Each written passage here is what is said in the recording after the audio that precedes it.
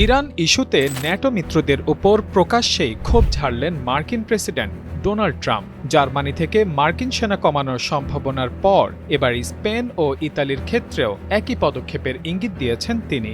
এক সাংবাদিকের প্রশ্নের জবাবে ট্রাম্প বলেন, সম্ভবত এটি করতে যাচ্ছেন তিনি।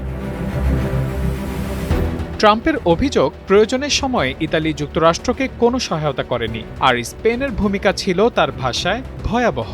ইউক্রেন যুদ্ধকে রাশিয়ার প্রেক্ষাপটে ইউরোপের সামনের দরজার নিরাপত্তা ইস্যু উল্লেখ করে ট্রাম্প বলেন, যুক্তরাষ্ট্র বিপুল সহায়তা দিলেও মিত্ররা একইভাবে পাশে দাঁড়ায়নি। ইরান ইস্যুতেও একই অভিযোগ তোলেন ট্রাম্প। তার দাবি, ইরানের বিরুদ্ধে যুক্তরাষ্ট্রের কারও সহায়তার প্রয়োজন ছিল না, তবে তিনি দেখতে চেয়েছিলেন মিত্ররা পাশে দাঁড়ায় কিনা। কিন্তু তার ভাষায়, ইউরোপীয় মিত্ররা এই যুদ্ধে জড়াতে চায়নি।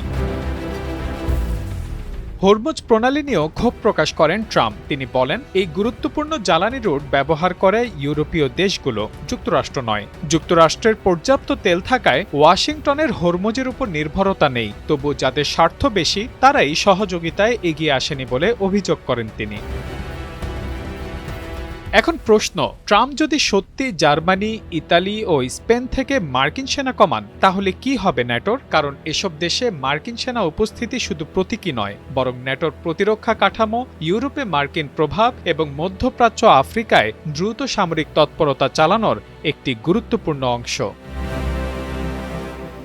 দ্বিতীয় বিশ্বযুদ্ধের পর এবং শীতল যুদ্ধের সময় সোভিয়েত প্রভাব ঠেকাতে ইউরোপে স্থায়ী সামরিক উপস্থিতি গড়ে তোলে যুক্তরাষ্ট্র। পরে সেটি ন্যাটোর নিরাপত্তা কাঠামোর অংশ হয়ে যায়। সেই ধারাবাহিকতায় বর্তমানে জার্মানিতে প্রায় ৩৬,৪০০ মার্কিন সেনা রয়েছে।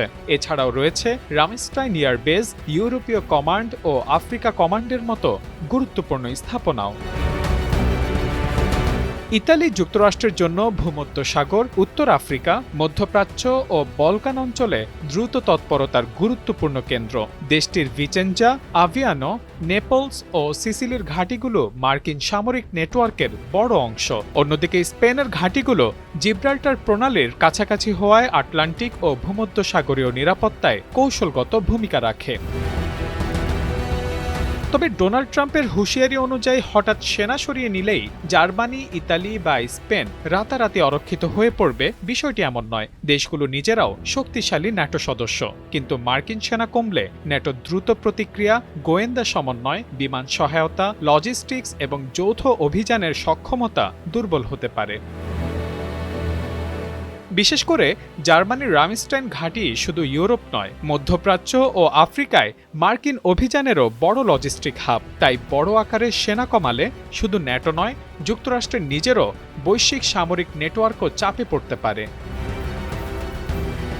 ট্রাম্পের এই হুমকি শুধু সেনা প্রত্যাহারের প্রশ্ন তুলছে না, বরং ন্যাটোর ভেতরে বাড়তে থাকা আস্থার সংকটের ইঙ্গিত দিচ্ছে।